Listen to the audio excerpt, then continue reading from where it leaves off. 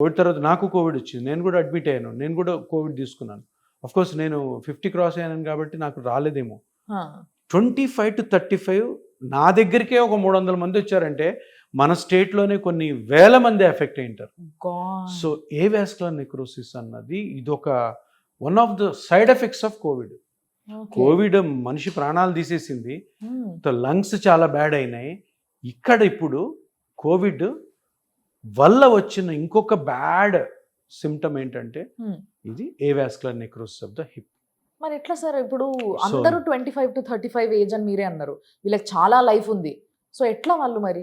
So ఇప్పుడు 25-35కి ఏమున్నాయి ఏవాస్కులర్ నెక్రోసిస్కి ట్రీట్మెంట్స్? ఏవాస్కులర్ నెక్రోసిస్ ట్రీట్మెంట్ ఏమీ లేదు, హిప్ రిప్లేస్మెంట్. మొత్తం హిప్ అంతా తీసేసి పెట్టేయాలి.